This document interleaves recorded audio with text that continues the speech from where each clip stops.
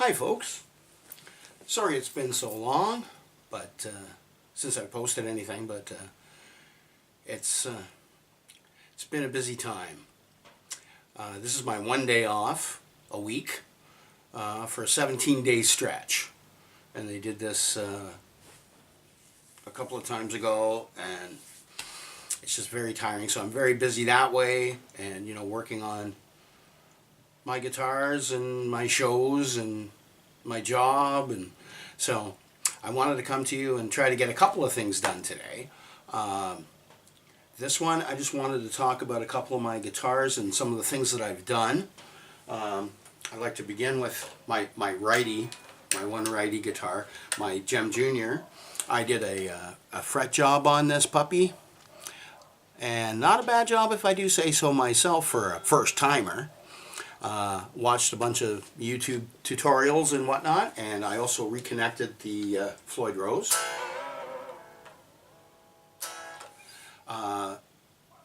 And actually got the Floyd Rose working not too bad. It was a very frustrating thing for me, not knowing enough about it to try to keep the guitar in tune, and I had real issues, so I actually blocked it. But now I've reconnected it, and then all my ground wires came off, so I have to do some wiring work on it. So I'm going to have to take it all apart again and have a look at what's causing the problem. Whoever grounded this put the ground through the back here did a ridiculous job, because he put it right on the peg where the spring goes. So that was a bit of an annoyance. So when I tried to put the springs back on, I really wanted them to go straight rather than angle in, just to get a little more pull on the edges. And of course then my grounding wire is no good, and in trying to repair it, a friend of mine, one of my neighbors, accidentally pulled it out from the pot, so we had to take the front off, and I'm still having some issues. So we'll see. Now he actually grounded it again to one of the pegs, but it's one that I don't use, so that's okay. So there's the state of the righty Jem Jr. And I also wanted to talk a little bit about my Strat. Now, I want to recommend that you check out Darrell Braun Guitar. Darrell with 2 R's and 2 L's. Well, maybe 1 L. Darrell Braun Guitar, B-R-A-U-N. A fellow Canadian who does the most amazing tutorials, tone comparisons, modifications, a great channel, and he posts every week.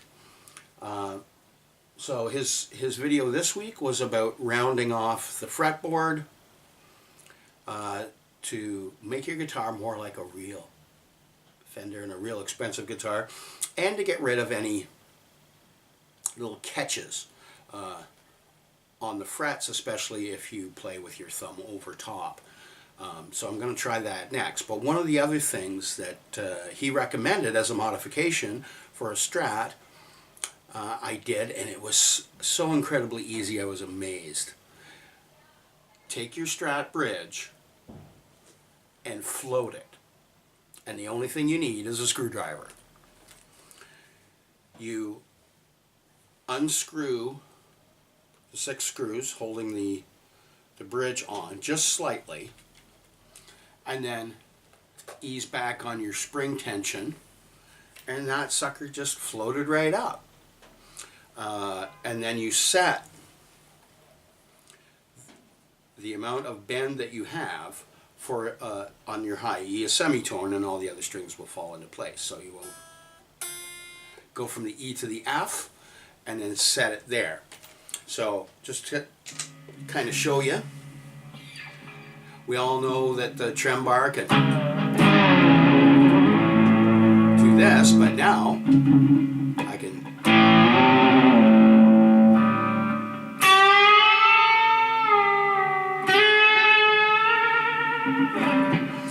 can go up. And a cool thing is that you can do that instead of a bend, and move up the neck while you're sort of making that bending sound. So you can do all kinds of things, and I've been playing around with some of the sounds that I can get in kind of the style of Adrian Belew, which is really kind of cool.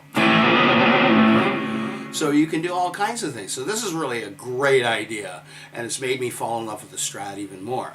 Now if I can do the rounding, and it holds up and it doesn't discolor everything and make it look ugly, that will make this an even more enjoyable guitar to play. So I'm looking forward to trying that. Always looking to improve the quality of my guitars, because after all, they're Chinese, right?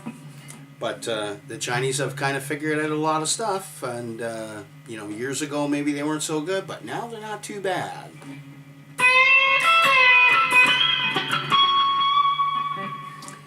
It's got nice playability to it, and I'm just thrilled with the modifications that Darrell, so thank you to Darrell if you ever see this, has helped me to create and to make this playing this guitar a more enjoyable experience for me. So that's it for this, and I'll be back because I have some good news. I finally got the replacement neck for the Telecaster, and then it took a few days to get it on because I don't own any power tools, and of course there's no pilot holes. So again, my neighbor kind of helped me out with that.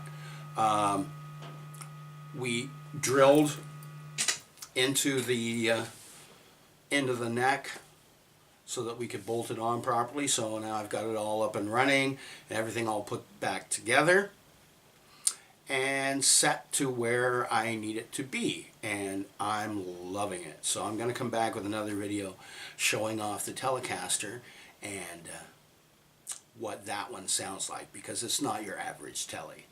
So I'll see you on the next one.